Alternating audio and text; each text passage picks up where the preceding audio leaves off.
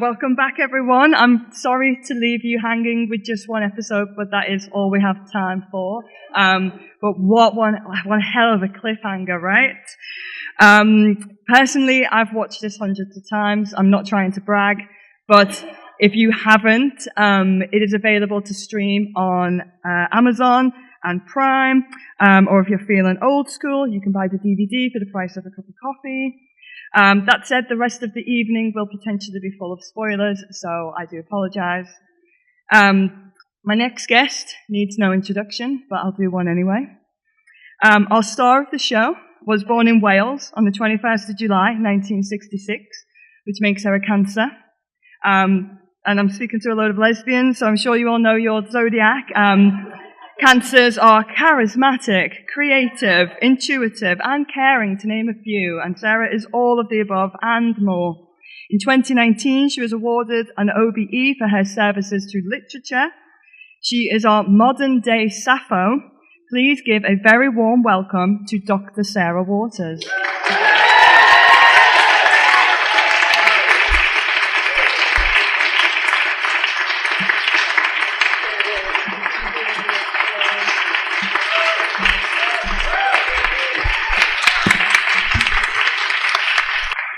Sorry, I just had to explain that I couldn't lift my leg very high because I love these trousers, but they're kind of going at the crutch, and if I make too sudden a movement, they're going to be...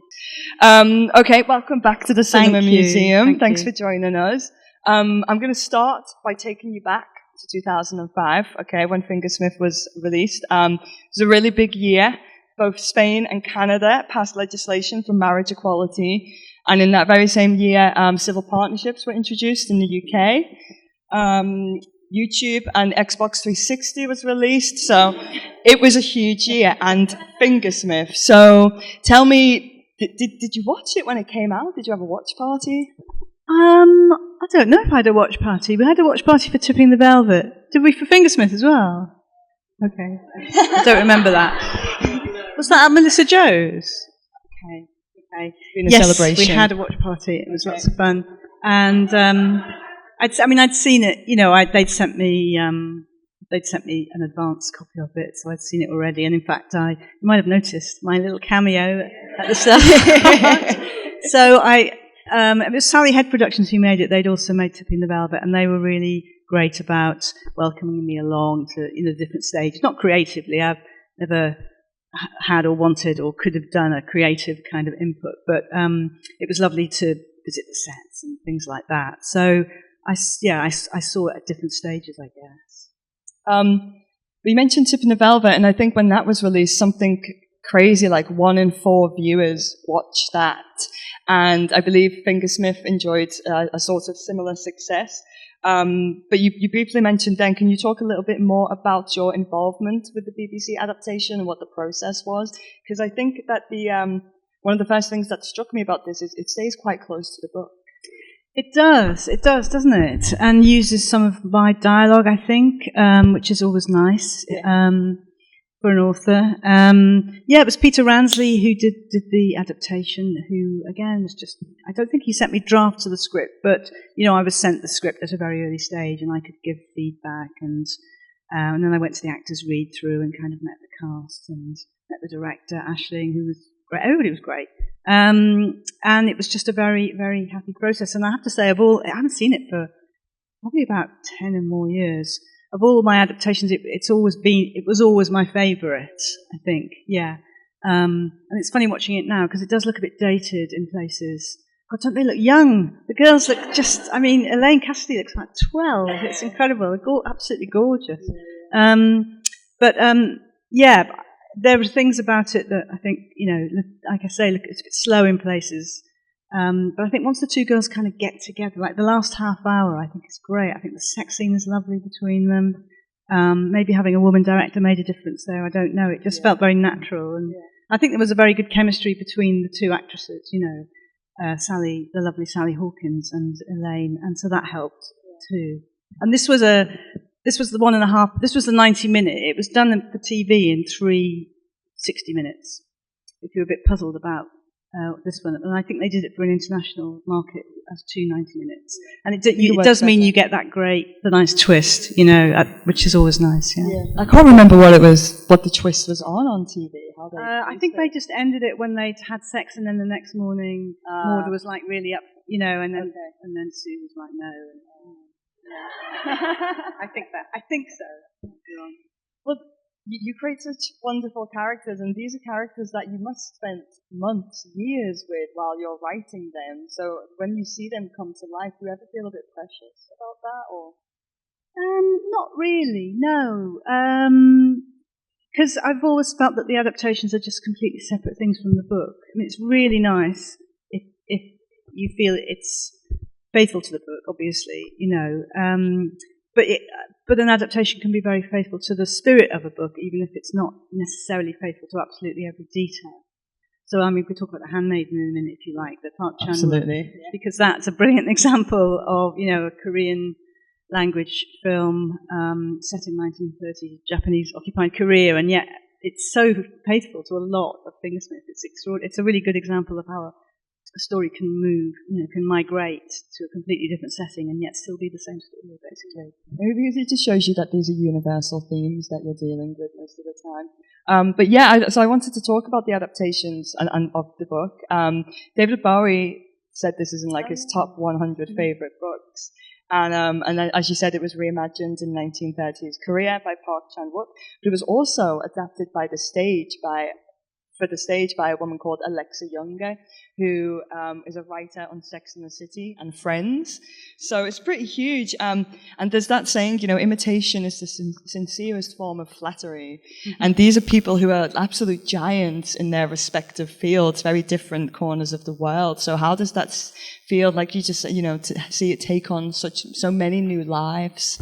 It's just really, really lovely. Of all the books, of all my books, I think Fingersmith is the one that's had these kind of afterlives. Mm. The stage production was great. It was in Oregon at the Oregon Shakespeare Festival. They do non-Shakespeare as well, and it was just a really nice, lively, stage adaptation. And they tried really hard to bring it to the UK, and it just didn't work out. So that's a shame. But it's just. What was your question about adaptation? It's just always exciting to see, as you say, a director like Park Chan-wook. They're kind of they're like a real auteur director. So the fact that they want to devote time and energy to this particular story, it's just incredibly flattering. It really is. Yeah, it definitely is, isn't it? Okay, let's talk about language in the book now. So you're renowned for the immersive way that you can recreate any historical period through your use of language, and that extends to sexual language too. When you were here last time, you described some of the language in Tip and the Velvet as a load of wet knickers. Yeah, you said it was a joke. You're like, yeah, it's a load of wet knickers because it was all about quims and stuff like that. But when it was a really great visual, and clearly it stayed with me since then. But what I think is particularly unique about Fingersmith is the way we experienced the lovemaking from two different perspectives. Maud and Sue's lovemaking, it's and the words that describe it, it's delicate, it's emotional, and it's rooted in mutual discovery. And this sits in stark contrast to the graphic pornographic text in the novel, which are blunt, exaggerated, and often violent. So I was wondering if you could talk a little bit about your research into Victorian pornography and the sexual vernacular of the time, and then also how you go about placing these two forms of sexual narrative side by side. Well, I'd already looked at Victorian pornography to a certain extent for Tipping the Velvet, because, when you look to Victorian mainstream literature and life, you just don't get much about lesbians. And then you turn to, Victorian pornography, it's absolutely full of lesbians, almost all written by men, if not all written by men, and aimed really at a male audience. But nevertheless, it's a place where you just see, women having a good time together, including actually in things like, which aren't really pornography, but erotic memoir, like Walter's My Secret Life, if you know that, which is a multi-volume sexual autobiography by an anonymous author who calls himself Walter, and it may or may, it's historians debate about how authentic it is, but it reads very true. He was just a sort of wealthy gentleman who was just obsessed with sex and would do anything for a fuck, basically. And it's brilliant because it meant it took him into absolutely every part of Victorian culture. And some of the encounters are unpleasant, and he calls them seductions, and basically they're rapes and sexual assaults. But some of them are not, and they offer these fascinating glimpses of Victorian life. And some of them he meets women who are in relationships with other women and using dildos, and women in prostitution. It's really interesting. So yeah, I'd looked at it to a certain extent for tipping, and then with Fingersmith, when I decided, sorry that if you don't know the story, this is a bit of a spoiler, but the uncle, his books are all porn, and he's basically creating this big index of porn, which was based on a real pornographic index from the period. What I wanted with the two girls was, that they're both worldly in different ways, but they're both unworldly and innocent in different ways. And I like the thought of bringing them together, and they can't read each other's worlds. I mean, in Sue's case, sort of literally. And so I like the idea that Maud has been exposed to all this sort of dry pornography on paper, and then she manufactures this scene. What is it a wife must do on her wedding night? You've got to show me. That's come straight out of it's a male fantasy. It's come straight out from pornography. But then she's kind of bowled over by the physical, the kind of wet physical reality of it. Okay. So it was. So we see it first from Sue's perspective, and then we see it from Maud's, and see more of that happening. Really. Yeah. Like I said, it's both rooted in mutual self-discovery in two very different ways, which is really interesting. If one wanted to research Victorian pornography, where should one go? Well, the British Library has a huge collection because the bloke, Henry Spencer Ashby, who was the man who Mr. Lilly is based on, who did create this big index of pornography and was also a huge collector of pornography. He was also a collector of respectable fiction, and when he died, he left his respectable collection to the Britice Library on condition that they take the pornography as well. So they kept it, and maybe still do, in a special, they call it the case books, I think. And in the old days, you used to have to sit at a special desk at the British Library to read it, like really close to the issue, the issue desk, so they could keep their eye on you. And maybe they still do, I don't know. But yeah, it's basically British Library is the place to go. Okay, all right. Well, I'll see you all at the British Library then. Okay, moving on to class. Class is a recurring and fascinating theme in your work, especially in how you explore cross-class relationships. So in Tipping the Velvet, we see Nan navigate very different social circles through her relationship with Diana, while in Fingersmith, Sue and Maud are raised in completely contrasting worlds. So is it a conscious decision in your work to blur these class boundaries through relationships, to use romance as a way of crossing over into an unfamiliar space? Yeah, it was definitely a conscious decision. Tipping the Velvet's got kind of cross-dressing in a sort of gender sense, and I guess in Fingersmith it's cross-dressing in a class sense, isn't it? Yeah. Sue's passing herself off as something. They're all passing themselves off as something they're not, basically, and I was really taken with that idea and what happens. There were times I got not muddled, but kind of in an excited way. There were so many, especially with the three together with gentlemen as well. Who knows what's really going on. One of them thinks that they know what the other one's doing, and it's just really dizzying, really. But I really enjoyed that aspect of it, and it is all about passing yourself off as something that you're not really. Yeah. And in terms of the class, I've always hated that strain in kind of mainstream representation of lesbianism where like women are the same, it's sort of sameness, like you're looking in a mirror. It's kind of a classic image, really, from, I think, male-authored lesbian stories. And it's, of course, I've been interested in the differences between women, really, and class is a big difference. And in the Victorian period, when you had these enormous kind of gulfs between the classes, it just felt like something interesting to explore. Yeah. And so when you do pass yourself off as somebody else, class-wise, in the Victorian period, we're so used to seeing people dressed more or less the same, kind of smart casual, is kind of often the look. But in the Victorian period, there would have been very, very, very, depending on how much money you had, and your place in, your status, it would have been very marked. Your status would have been very, very visible in terms of what you were wearing. So the idea that you could just change your costume and then suddenly change your whole affect and your whole kind of the sort of life story you seem to be bringing with you. There's a lot of potential in, with that sort of thing to tell stories that are very melodramatic and very sort of about swindles and betrayal and, So also like with class and representations of women from different classes, both Sue and Maud are absolutely exploited by the men around them. It doesn't matter how rich or poor you are. So is it part of your aim to also show how rigid class systems fail women from all sides? Yeah, I guess so. Yes, in that women certainly in the Victorian period got a raw deal, whatever class they were in. It's just that if they were wealthier, they had more resources. But yeah, you were still getting a raw deal. But then, of course, lots of poorer men and working class men were getting a raw deal too. But yeah, I guess it was something like that. And of course, Sue and Maud are getting. There are villainous men around them. Definitely sort of predatory man, but then there's Mrs. Saxby, who, again, a bit of spoiler, is kind of the mastermind behind the whole thing. So there is this kind of woman there. She's one of those sort of older mother figures who don't come out very well in my books. Now I'm older myself, I sort of think, what was Mrs. Saxby's story really? I just sort of imagine she's spent years and years on the edge, and has got this perfect swindle that she's been cooking up for like 18 years. That's really interesting, actually, but I don't really go into that. It's very much, she has to sacrifice herself at the end in order for the young girls to, thrive. Yeah. Yeah. You mentioned last time you were here about Tipping the Velvet that you would be kinder to the older women in that too, on reflection. Yeah. Which is interesting, isn't it, as we age and how our perspectives change and stuff.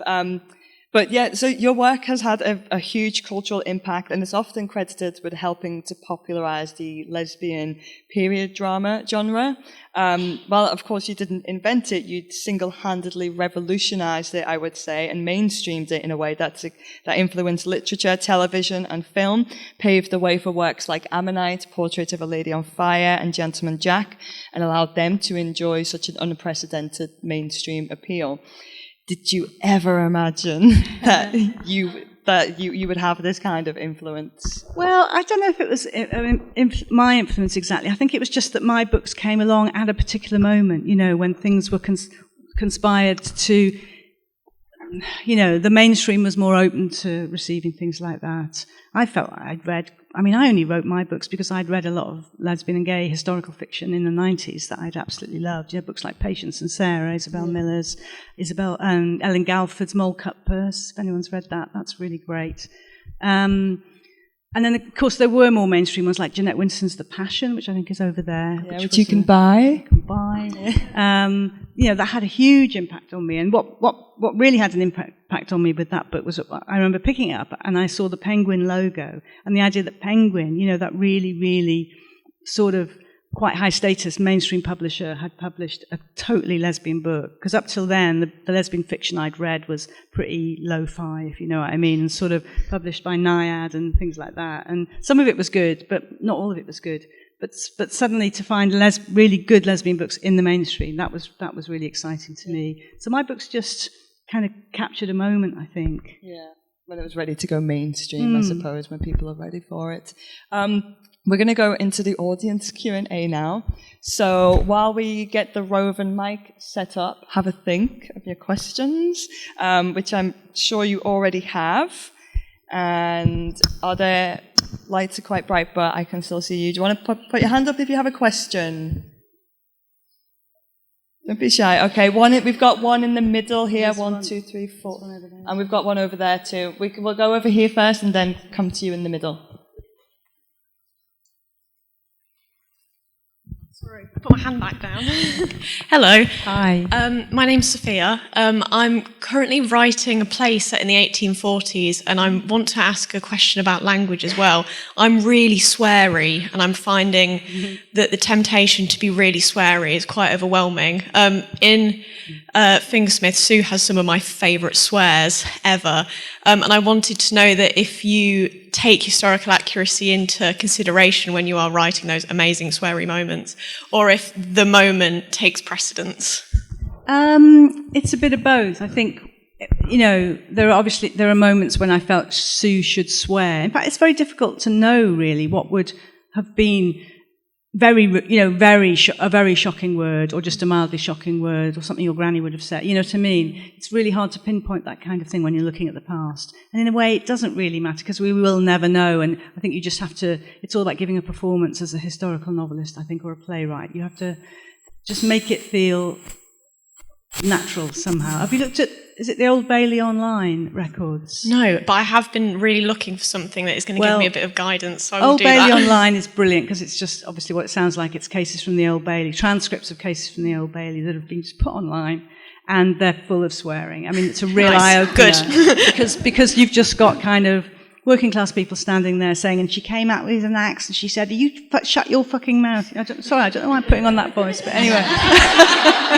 But it really is, it's kind of EastEnders stuff, and there's lots of swearing. They've just copied it all down. So that would be a great place to start. I mean, it must cover the 1840s, I'm sure it does. Super. But it was definitely more of it than we think. Yeah.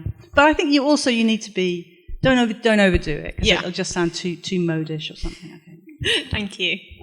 Thank you. And there's a person at the front, I think the fourth row in the middle. Yeah. Oh, can I just say sorry about the swearing? Actually, the book I started with for research with Fingersmith was Partridge's Dictionary of Historical Slang, which is absolutely huge. And I just read the whole thing and just made a note of absolutely any words, and that's just got all the swear words in it. And it tells you when in the 19th and 18th century they were used and things like that. So definitely look at that. Hi, I'm Emily. I think you do a beautiful job of capturing these vignettes from different time periods. And I was curious about, when you are researching these time periods, how you get so in depth and really put the reader in the moment, and it's not just about the characters, but the day-to-day mundane things of interactions with other people, the clothing, the food, and what was it like to research the time periods of each book, and did you have a favorite that just really had you enraptured? Oh, well, I read a lot of 19th century novels, which was a great way into the mentality of a period, And in terms of detail, I mean, it's really interesting with things like that, because I love Dickens, so I was looking at Dickens, but actually Dickens was such a genius, and his language was so creative, and his world is so much his own, that I found him much less useful than, say, somebody like Wilkie Collins, who I love, but is he's kind of a lesser writer, but you'll find details in there that are very, like things like, in one of his novels, somebody is looking at a woman through a glass window, a window, and he says something like, I could see her quite clearly because it was good glass, he said. I thought, God, how amazing that you could get bad glass where you couldn't really see. I mean, actually, there were quite good, lots of bad glass in the show. So just, sometimes a small detail like that can make you think, oh yeah, of course. Yeah, very, very evocative. And just anything I could get my hands on, really. But in terms of, I know what was good. Henry Mayhew's London Labour and the London Poor, where he went round. He and his investigators went round interviewing ordinary people and jotting down their replies, and they're fabulous. So things like thieves and fences and thieves' slang and thieves' cant, as they called it, the language of thieves, and all the kind of street language, really, and street life. There were lots of wonderful things that I made notes of and could never actually fit in the book, but I had a lot of fun with that around Lant Street and the kind of thieves' kitchen in the Fingersmith Lant Street. Yeah. Lant Street is a real place as well. Yeah, it is. Like, it's probably inappropriate to say, but I buy my weed in Lant Street from a gentleman in Lant Street. And every time I'm there, I'm like, whoa. Sorry. Next question. At the front. It's probably a silly question, but is there not a ghost in The Little Stranger? I understand that, the doctor's the disruptive presence, but it's like earlier on, it feels a bit like there are ghosts doing things. This is about one of my other books, The Little Stranger, which is a sort of poltergeist. I saw it as a poltergeist rather than a ghost, where a ghost is like the spirit of an actual person who's died. A poltergeist is much more like a bad bundle of energy. So that's how I saw it. So not a ghost in the old-fashioned sense, no, but something that had come out of Dr. Faraday's repressed kind of rage and was wreaking havoc in the house. Thank you.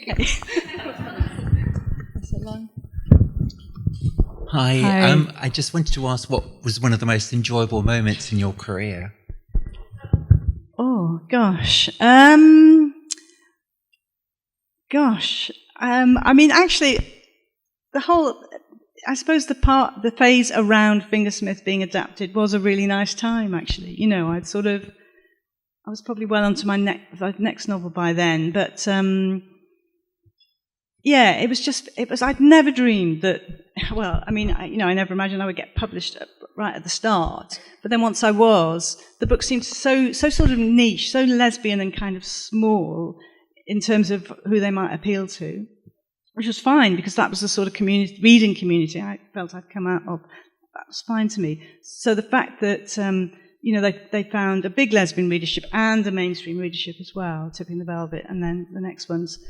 I never imagined they would get on TV. So there was something, I think with Tipping the Velvet, that was really special because it felt like maybe what I was saying before about a kind of slightly cultural, it was a moment, it was like a cultural shift.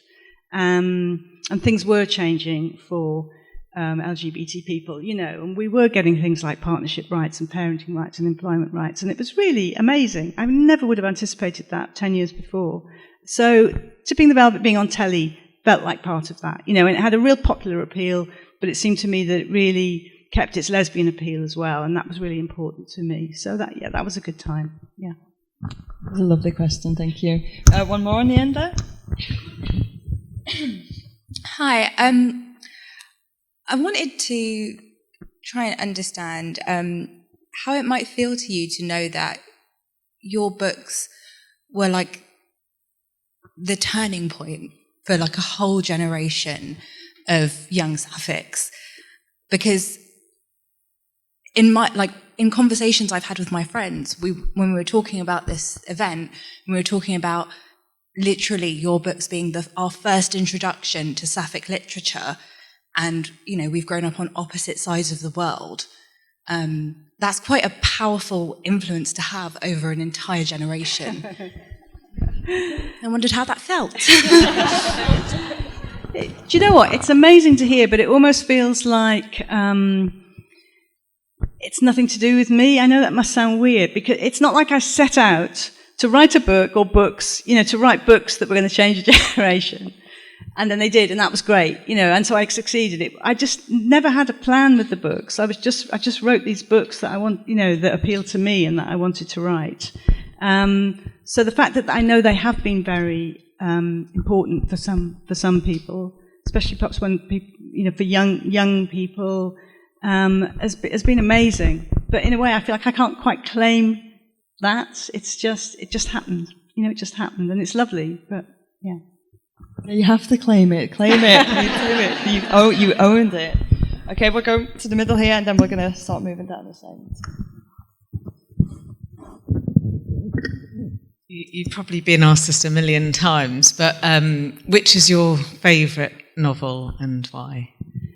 Well, I am very fond of Fingersmith, I must admit. I think it was my third book, and I was sort of really finding my feet as an author, and I still had a lot of writing energy then, and I still like the plot. I still think it's really, it's good. And I can say that because I pinched, the whole switcheroo at the asylum, I pinched from Wilkie Collins, The Woman in White. So it was great fun to write. It was really good fun to write, and I liked the characters, and I've never reread it. I don't know why I would think of it now. I've only read bits of it. I think I'd probably want to sort of tighten it up a bit or something. I don't know. But I'm very. I think probably if I had to pick one of them to save when all the others were going to be lost, I'd probably pick Fingersmith. Partly too because it's one of the ones that has it spoke. Lots of other people have enjoyed it as well. And it's had these afterlives, and it's a very positive book. Somehow it just feels very, very. It's got a lot of positivity to it. You want to pass it to the person at the end? Hi there. I'm interested in what comes first for you. Is it character or story? And I'm being a bit cheeky. I've got a second question. Is there a character that you would ever be interested in revisiting in another story? In terms of what comes first, it's story actually that comes first, and the story needs the characters. So I do get my characters in place, along with the story. But what I don't know at the start is I know what I want. I know what the characters will have to do, but I don't know how they'll feel about it. And that's what I then discover as I write, and that's really, really nice. And sometimes you get kind of surprises along the way. And it's great if they're a bit conflicted or something, things you don't quite anticipate. So that's lovely. And in terms of a character that I might revisit. Yeah. Well, maybe in a way it's at my age, I am intrigued about the older women characters, maybe. I never would revisit any of the books. Sometimes I think about Kitty and Tipping the Velvet and what her story is really, or what it would be. Once the book is written, that's it, and it's a little world, and I've left it behind, and I've moved on, really. So I don't tend to think about it much. But. Thank you. We got another question? Yeah. You can pass it to the one next to you, and then we've got one behind. And then to you. So 1, 2, 3. Hi there. We've spoken earlier about your influence on young people with your books and TV film adaptations. I was wondering, when you was like a teenager in Wales growing up, who influenced you? And when you thought that maybe you were a lesbian, were there any sort of, because times were maybe a lot different, was there anybody that you looked to be an influence? Gosh, that's a good question. In terms of reading, no. Although now, of course, I'm filled with rage looking back that, we didn't know in those days that, say, Daphne du Maurier had lesbian relationships. We didn't know that Iris Murdoch had lesbian relationships. So I was reading books by people who, I would have loved to know that they'd had sort of that they were kind of queer figures, but we didn't know that then. I mean, for me, it was just glimpses of things on telly, and they really were glimpses. I mean, a glimpse in Cabaret or something, of something queer going on.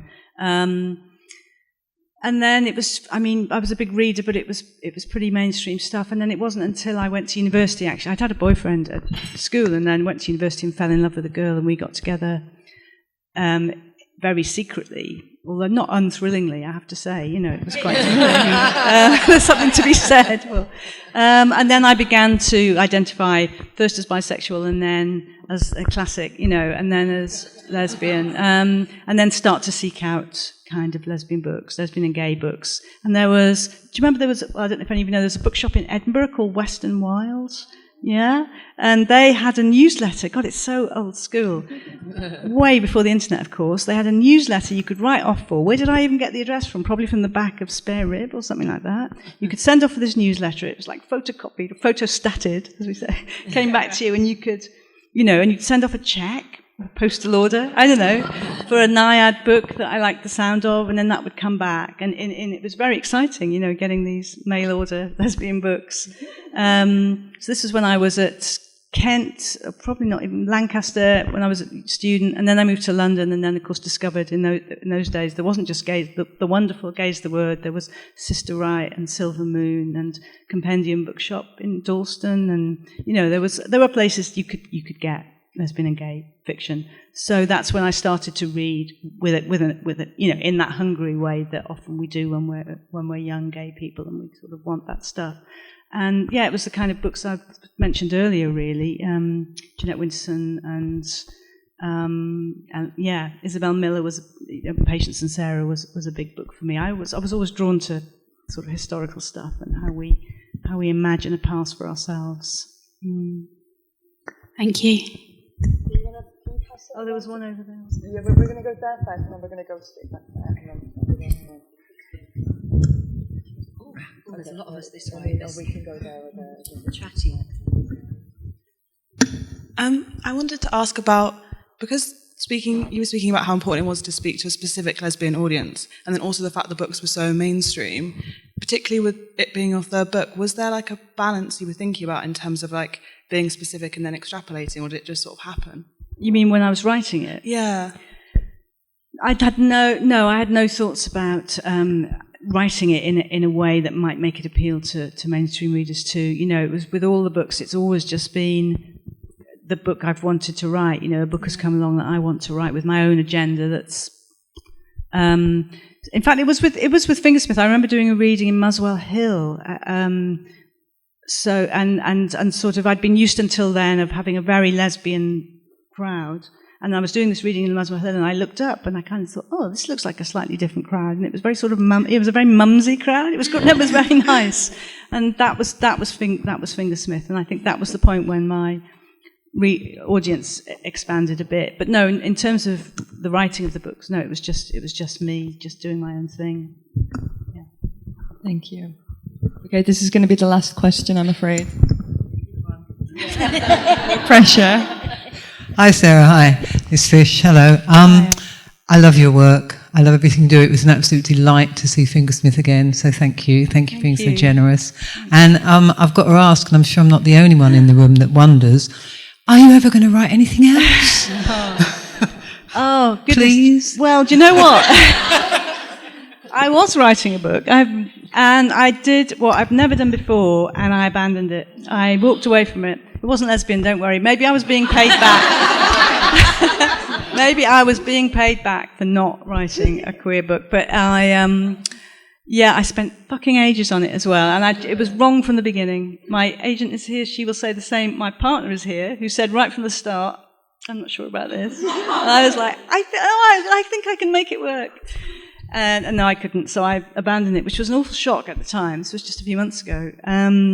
But a real relief as well. It was just a real relief to leave it behind. So I've been doing quite nice little small things since then. I just finished a radio thing called Queer Gothic, a one-off thing about the queer roots of Gothic. That's on Radio 3 next month. That was fun. So it's been nice to have space to do, small little things like that. But no, I suppose I'm between books, if anything, and waiting to see what happens next. So I should say there is another. I think I can say this, Judith. I won't give too much detail.